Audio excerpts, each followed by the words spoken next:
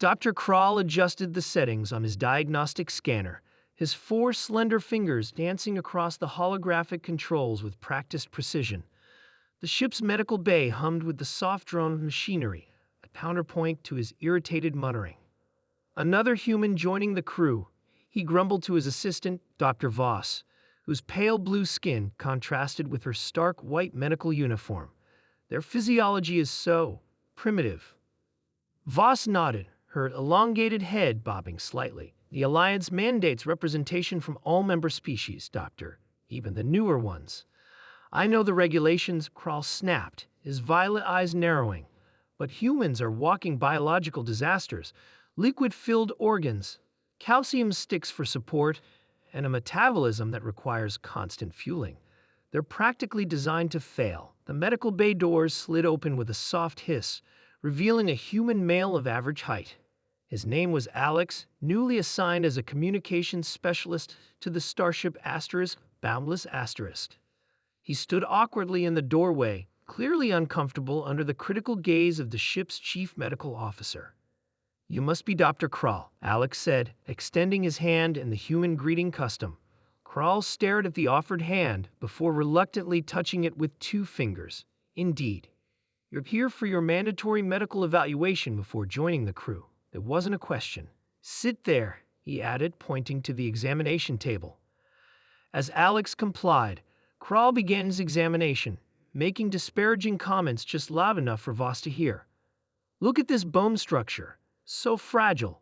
One good impact, and it shatters," he muttered while scanning Alex's ribcage. "And this respiratory system, dependent on a narrow range of atmospheric gases. How did they ever evolve past their home planet?" Alex cleared his throat. "I can hear you, Doctor."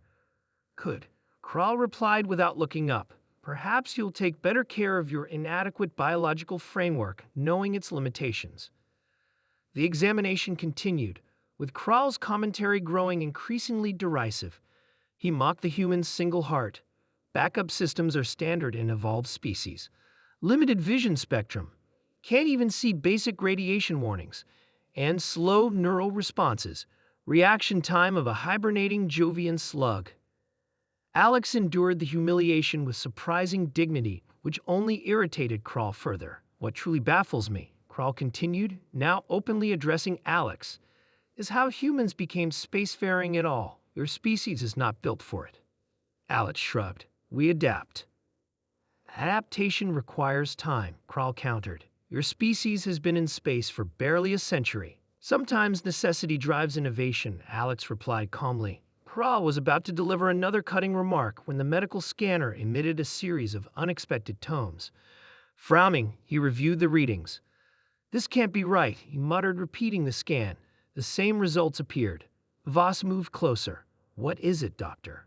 Kroll's expression shifted from dismissive to puzzled. "According to these readings, this human's cellular regeneration rate is remarkable." "Is that unusual?" Alex asked.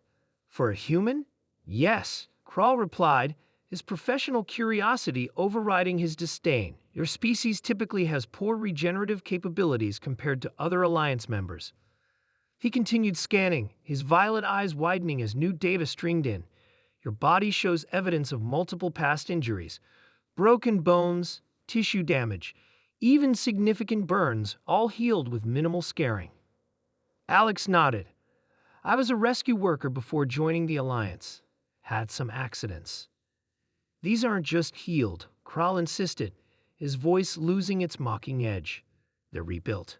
Your body has reconstructed itself repeatedly and efficiently." Intrigued despite himself, Kroll ran deeper scans, each revealing more surprising data. The human's seemingly primitive biology contained sophisticated self-repair mechanisms operating at the cellular level. "Your immune system," Kroll muttered, "it's aggressive. Far more so than our database indicates is normal for humans." "I rarely get sick," Alex offered. "You shouldn't be able to survive in space at all," Kroll said, now reviewing the historical medical data Alex had submitted. "According to this, you've experienced radiation exposure well beyond human tolerance levels. Twice." Alex shrugged again.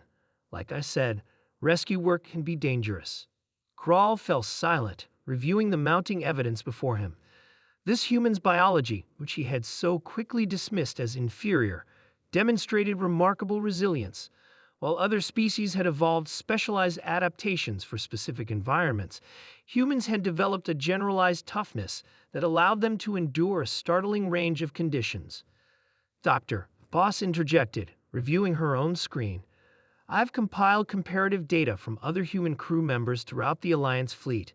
This isn't an anomaly. Humans consistently demonstrate high survivability in crisis situations. Kroll straightened, his professional pride warring with scientific curiosity. It seems I may have underestimated certain aspects of human physiology. We're surprisingly hard to kill, Alex said with a small smile. Not the strongest, fastest, or smartest species in the Alliance, but we endure. For the first time since Alex entered the medical bay, Kroll looked at him with something approaching respect. Apparently so. Your medical clearance is approved, Specialist Alex. Welcome aboard the Boundless Asterisk. As Alex left the medical bay, Kroll turned to Voss. Schedule comprehensive assessments for all human crew members. I want detailed analyses of their recovery capabilities, stress responses, and adaptation rates. You're interested in human biology now, Doctor? Voss asked with a hint of amusement. Kroll's lips tightened. I'm interested in any biological system that defies expectations. If humans possess physiological advantages we've overlooked, it would be unscientific not to study them. Voss smiled knowingly. Of course, Doctor. Purely scientific interest. Kroll returned to his workstation, already designing new research protocols. Perhaps these humans, with their supposedly primitive bodies, had something to teach him after all. He would never admit it aloud, but the test findings had done more than surprise him. They had humbled him. And in the vast, dangerous expanse of space, humility before the unknown was perhaps the most valuable adaptation of all.